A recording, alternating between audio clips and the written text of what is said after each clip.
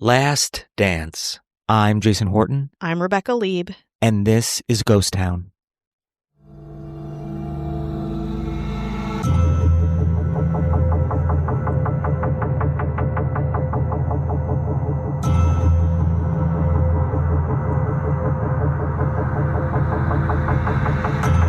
Just 25 miles outside of the city is Douglasville, the notorious and complicated strip club capital of Philadelphia. Like many who commute there, Douglasville itself leads an illicit double life. By day, it exists as a quiet, oaken township on the shores of the historic Schuylkill River, but by night, the neon lights promise Philadelphians a debaucherous buffet of strong drinks, sexy dancers, and X-rated escapes. While Douglasville's dichotomies might be lost on those looking for a simple night of fun, insiders know to proceed with caution.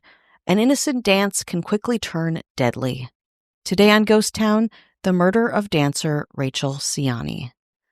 On Saturday, April 1st, 2000, New Jersey State Police's 911 dispatch received a call from Richard Scott, an ATV rider who spotted a body underneath the New Jersey Turnpike Bridge. Detective John Villamil of the New Jersey State Police immediately headed to the scene. There he found a body lying face down. The victim was a Caucasian woman with brown hair, approximately 20 to 30 years old and 100 pounds.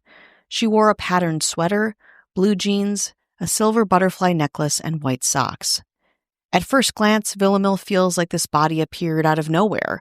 There are no tire tracks or drag marks near the body, and the victim has no personal identification. Furthermore, the victim's white socks are pristine, a strange detail given that she's been found on an all-terrain vehicle path underneath a busy bridge. Detective Villamil then heads to the upper bridge deck, which tells a completely different story. There he notices pops of colored fabric on the path below, fibers from the victim's sweater lodged between the two concrete slabs, along with bloodstains spattered on the side of the retaining wall, almost directly above the body. No shoes are found anywhere. To Villamil, this suggests that the victim had been carried to the bridge and was violently thrown 112 feet to her death. As forensic technicians process the scene, they find a 10-inch indentation in the ground under the victim's body. In addition, they take DNA swabs from the bloodstains on the retaining wall. Though he's fairly certain that the victim has been thrown from the top of the bridge, Villamil and his partner still can't rule out suicide until personnel from the New Jersey Medical Examiner's Office arrive. At the scene, they note that the victim has fallen and landed on her left side, but had also sustained injuries on her right side. They document bruising, likely caused by significant internal bleeding, and defensive wounds indicated that she fought back at some point. Now, Villamil knew for certain that he's looking at the scene of a violent, brutal murder. He'd made calls for any and all surveillance cameras that had footage of the bridge in the last couple days, hoping for, among the likely hundreds of hours of footage, he might find a lead. Unsurprisingly, the victim's lack of identification also poses a problem for the investigation, so Villamil has the station put a call out to media outlets in the surrounding New Jersey and Pennsylvania area, with a general physical description of the victim and her clothing, complete with silver butterfly necklace. As the information was dispersed, Villamil wondered who this young woman was and what exactly happened to her. Fortunately, he doesn't have to wait long for the first question to be answered. A former boyfriend recognizes the description that the police released, especially the butterfly necklace. The woman is 21-year-old Rachel Siani, a student at Bucks County Community College. Villamil located Rachel's family, her father Richard, stepmother Janet, brothers Anthony and William, and stepbrothers Thomas and Charles. Richard tearfully explains that Rachel was shy but a loving woman, a psychology major with a deep interest in human behavior. Rachel lived at home with several family members to save money and was close to graduating. At that point, she had completed 57 of the 60 credits needed for her degree. When asked about her upbringing, Richard Siani goes on to say that Rachel had a rough childhood. At 8, her parents got divorced, which devastated her. But even more traumatic was the sudden death of her mother 3 years later. Richard eventually remarried, and both Richard and Janet explained that they did their best they could to provide a happy home for Rachel. Richard tells Villamil that Rachel's peers might know more. Recently, Rachel had been taking her beat-up white Lincoln sedan out a lot, presumably to school and to socialize with friends. Setting off to Pennsylvania, Villamil immediately contacted Bucks County Police Department for access to their community college records. Like many cases before, the varied Pennsylvania State Police, county police departments, Philadelphia Police Department, and New Jersey Police Department frequently worked together, having a supportive and interreliant relationship. In fact, with New Jersey townships essentially functioning as suburbs of Philadelphia, more often than not, cases traverse the closely intertwined jurisdictions, making cooperation a crucial part of the investigative process. At the community college, Villamil questions Rachel's ex-boyfriend and her college friend, Kim Laterio, who also had come forward to the New Jersey police. They say that Rachel was always incredibly sweet but painfully shy. The studious introvert hated attention. That is, until she enrolled in a college acting class for fun. The class was revolutionary for Rachel, they say, teaching her to step outside of herself into alternative personae, transforming her into whatever person or role that she wanted. Laterio says that lately Rachel was more social than she had ever seen her, and was happier than ever, also.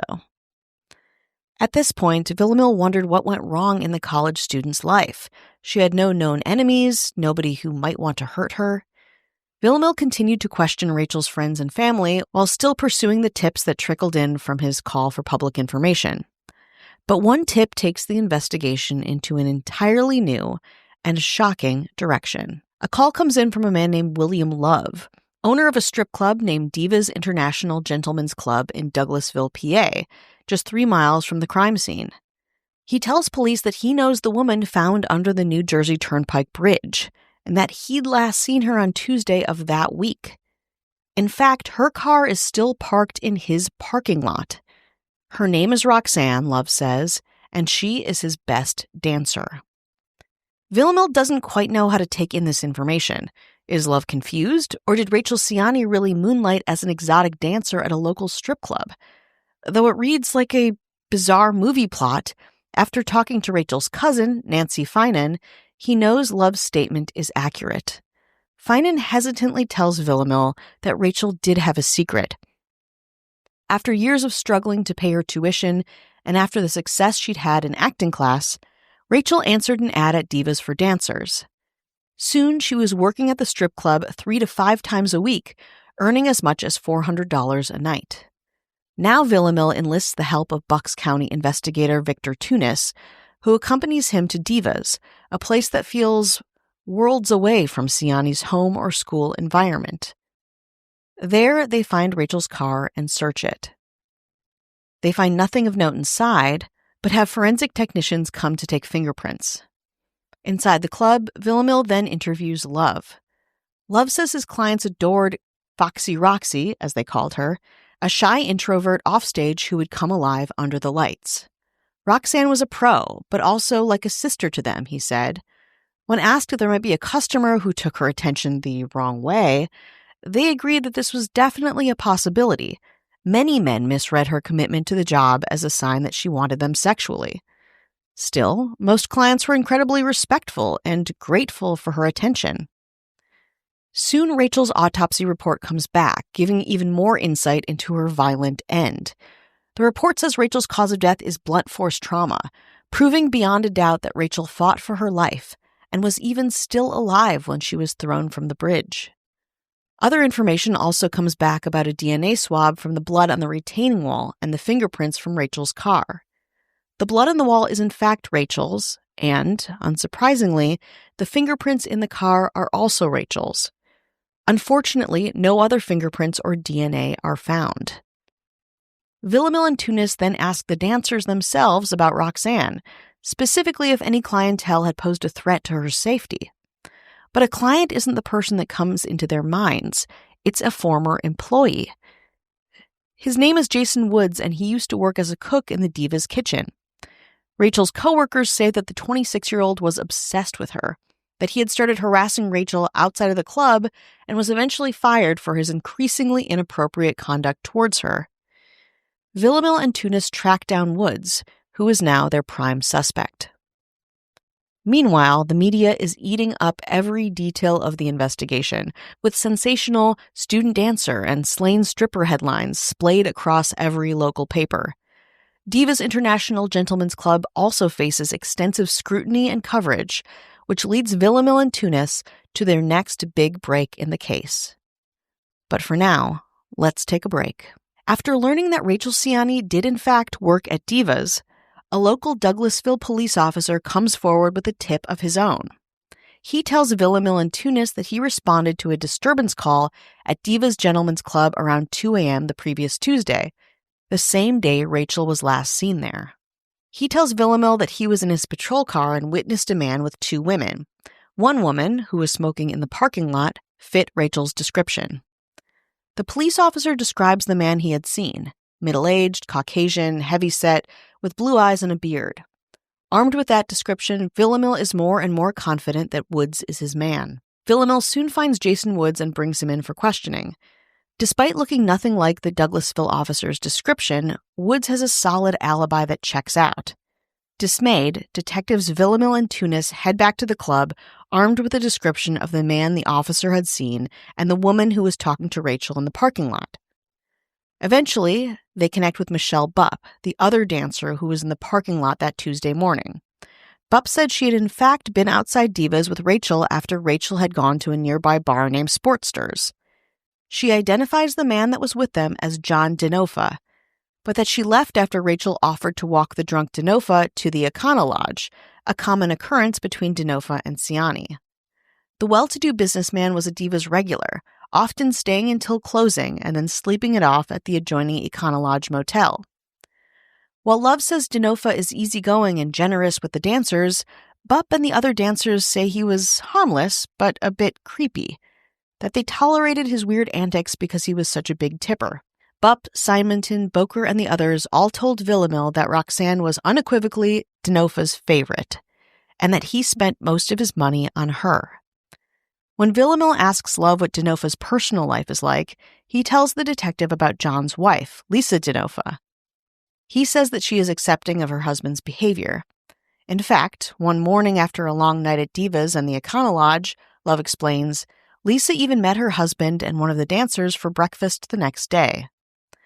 Villamil and Tunis then go to Denofa's house in Buckingham, Pennsylvania, and question Lisa Denofa.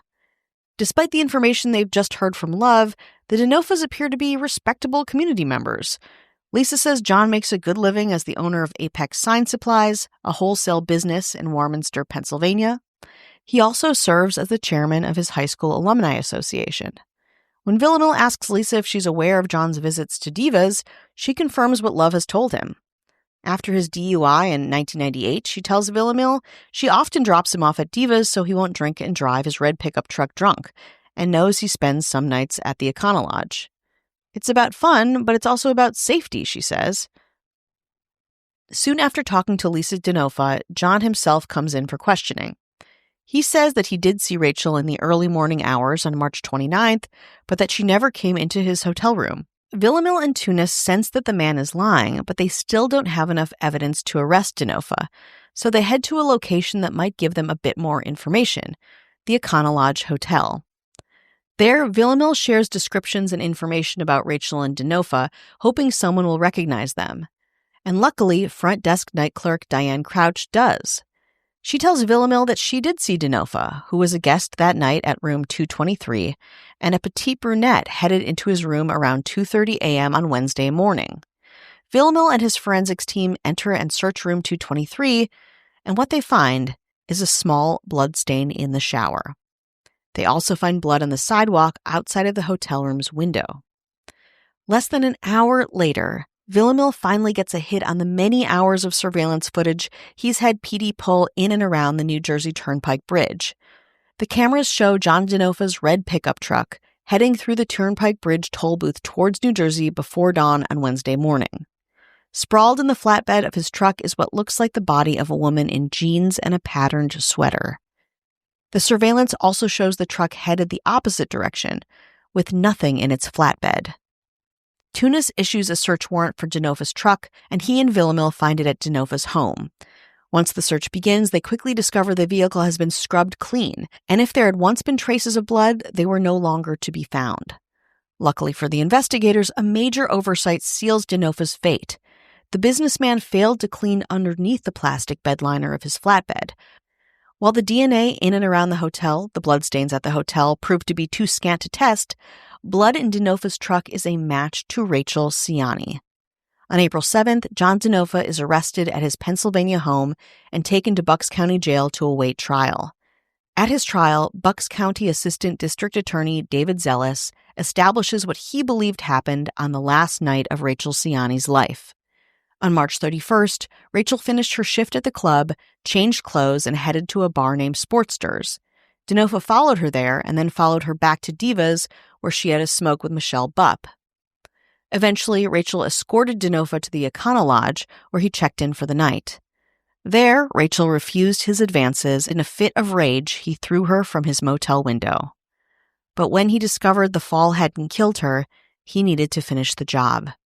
In the early hours of April 1st, Denofa drove the critically injured college student over the turnpike and threw her from the bridge. Though always maintaining his innocence, in November 2002, John Denofa is found guilty by a Bucks County jury of first-degree murder and is sentenced to 30 years to life in prison.